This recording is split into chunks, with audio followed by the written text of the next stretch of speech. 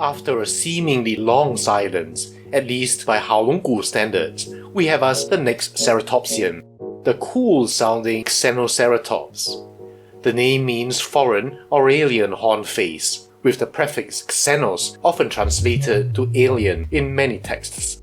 The name reflects the fact that it was found in the foremost formation where no other Ceratopsians have been found, making it, in a sense, foreign in that land.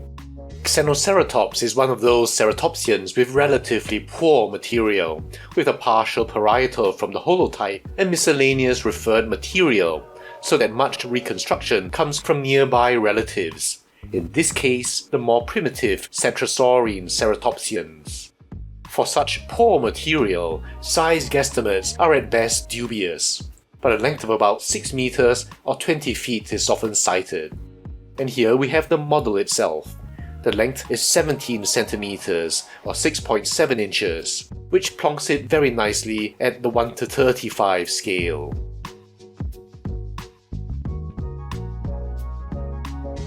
There are two color variants as always. The pose is a walking one, but somehow it's more dynamic than some of the other ones we've seen.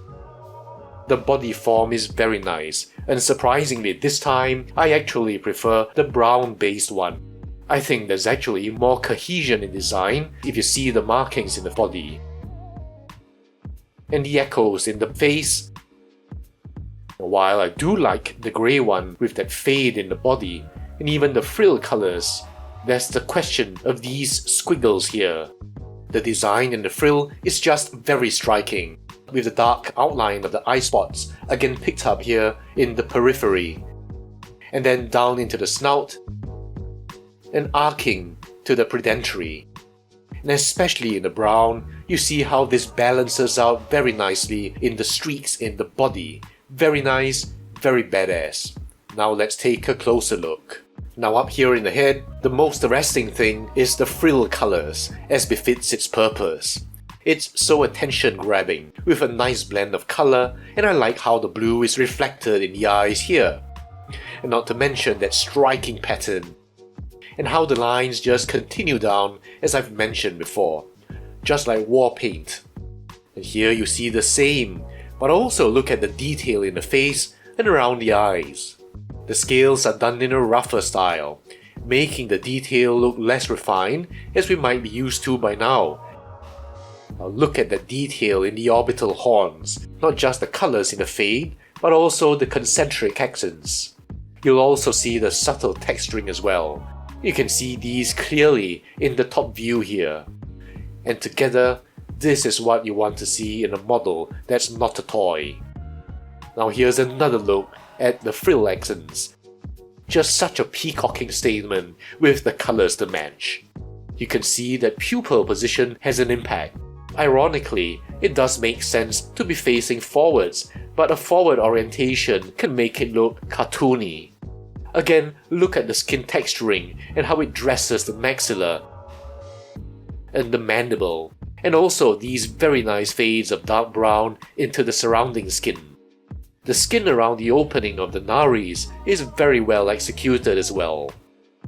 The idea for a nasal boss is suggested by a partial nasal from a referred specimen and often reconstructed along the lines of Medusaceratops and Albertoceratops.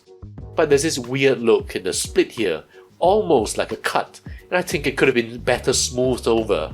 Now at this point, I'll quickly deviate and talk about some of the holotype parietal. Now here, you get most of the midline ramers, part of the left posterior and lateral ramers, preserving the P2 and P3. There's no P1 to speak of. Now this is a broken off piece of the right P2. For our purposes, we see a reconstruction with a short and wide P2 lying medially to the posterior margin, and it's really quite incipient instead of forward hooking. Then of course, that large P3 on either side. Now here in our model, you'll see that Haolonggood has decided to go with a prominent forward projecting horn, similar to various hooks we've seen in other Centrosaurines. From the dorsal view, this is all the more obvious. Now, since the holotype as well as the paratype specimen CMN 54950 show the same blunted off P2, I would have liked to have seen it here. Other than that, the prominent size of the P3s are very obviously seen. And as for the rest, we've talked about how there's just too much evidence to suggest that epiossification configurations might not be carved in stone. From the back here, you see the kind of detail you now expect to see in most modern models, with skin texture and no lazy smooth surfaces. And here on the underside, a quick look at the texture in the jaw and the neck area. The body has a slightly longish trunk compared to a more compacted one seen in, for example, the Xenoceratops, and looks really good and true to respectable reconstructions. And here you see that, man, actually, the base colors and the blending, the subtleties of the greys just fading into the yellows is really very good, but just unfortunately marred by these squiggles. I should say that in some lighting, they aren't as dark. But in other lighting situations, they stick out in a very harsh way.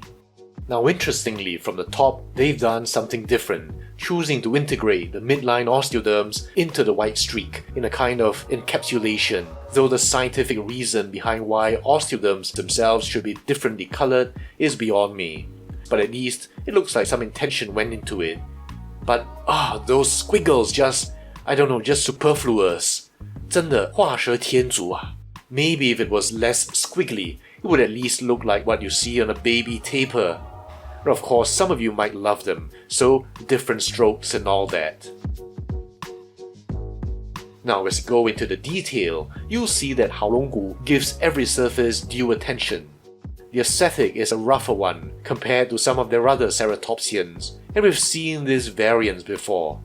Now here in the limbs, there's nothing much to say, and I mean that in a good way. It follows their usual beautiful detail, as well as the anatomical form of the limbs, very little to complain about.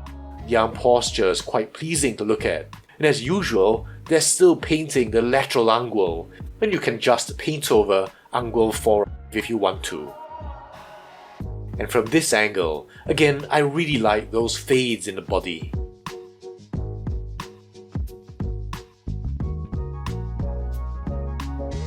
In the hip and thigh area, you see the larger scale texturing, which I have to believe is a deliberate choice, or it might be just a different artist with a different preference.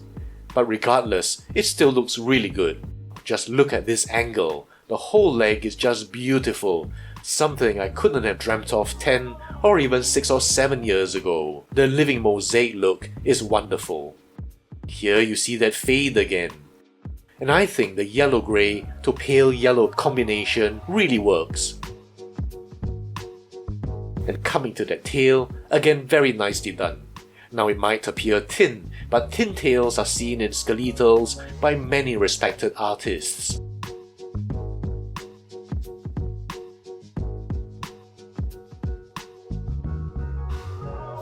And the underside.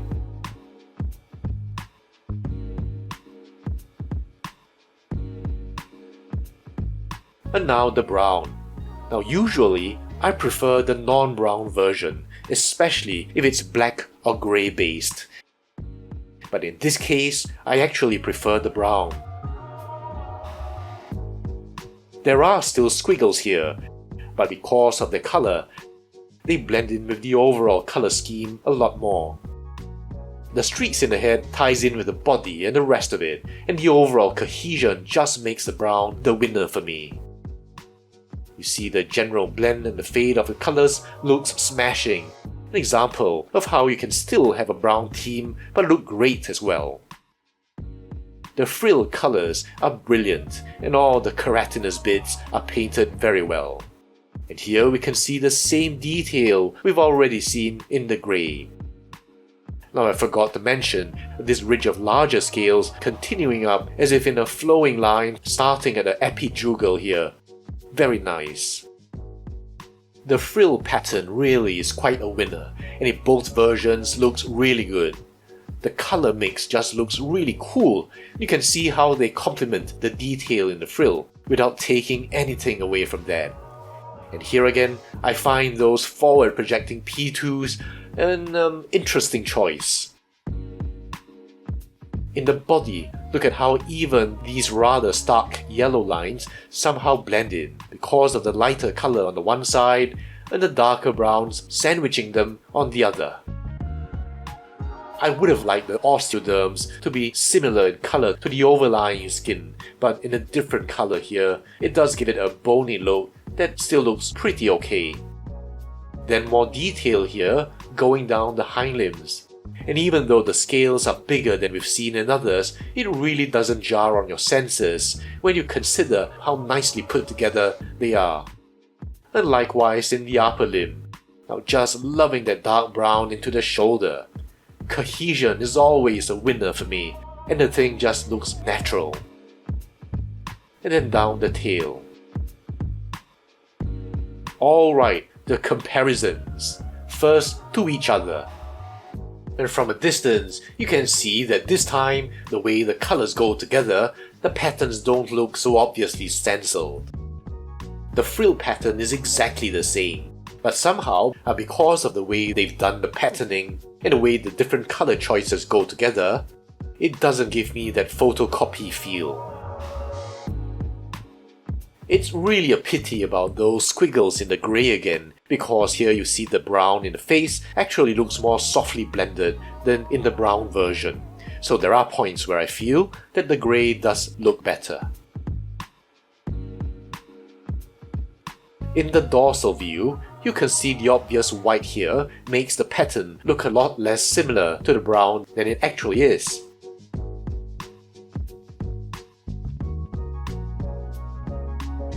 And when it comes to the Ceratopsian Baoplan, Haolonggood really leaves nothing to be desired.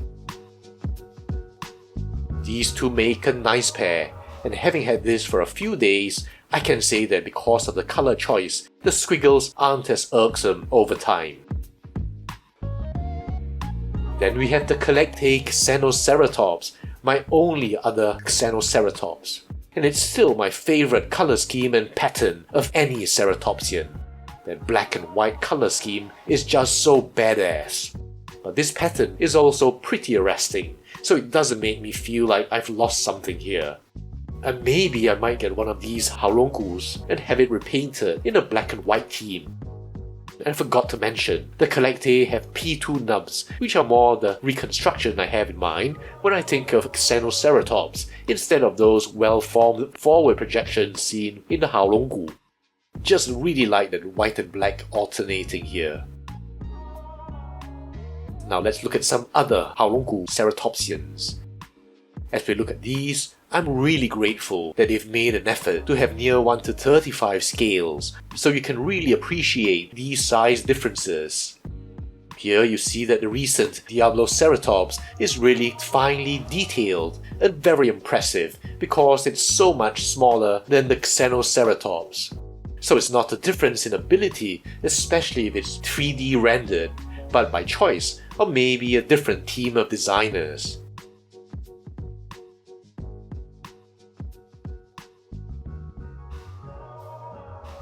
Now I just realized here we have a very similar color scheme, with the grey into the yellow, and you'll see the difference in not having those wriggly white lines. Look at the blue theme in the frill as well in both of them.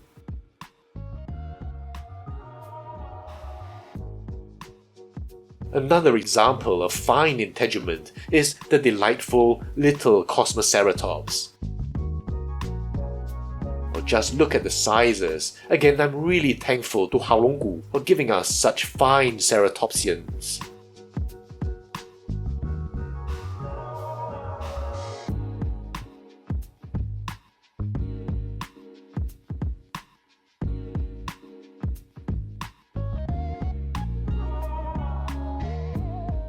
Then the Chasmosaurus.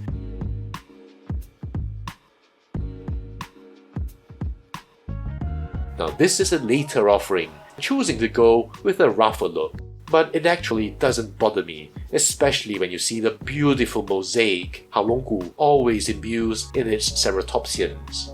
I'll just take it as some differentiation between genera.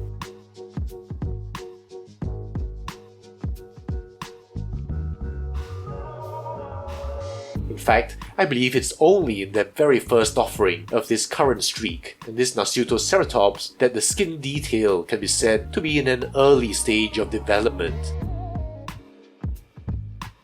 with that corn-cob appearance. But even back then, you could see how much promise Haolonggood had when it comes to the Ceratopsians, and they've certainly lived up to it. Here we have what's one of the most insanely daring dinosaurs, the multicolored Xenoceratops, a psychedelic dinosaur that makes it look like you've had too many mushrooms.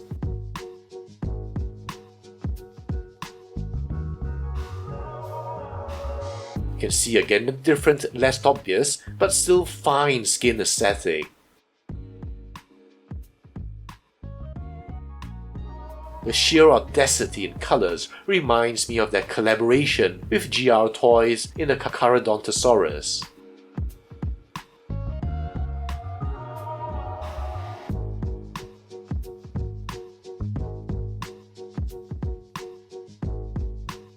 Finally, since some of you feel I don't give it enough love, here's the Haolonggood Pachyrhinosaurus, which is a crowd favourite.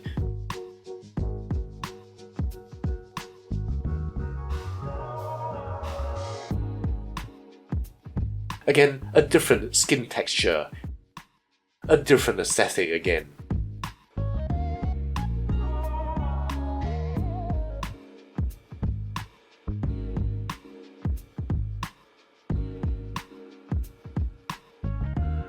Finishing off with our standard size comparators, the Wilson T-Rex and the Cameron.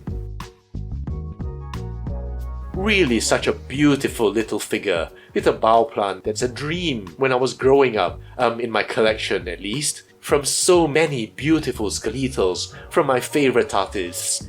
I don't believe that Haolonggood has done a Ceratopsian that can be said to be bad, and have contributed so much to filling out my 1:35 scale Ceratopsians. I hope that one day in the future, they'll give us a revised 1:35 Pentaceratops, but for now, I look forward to the Ioneosaurus. I'll see you in the next video.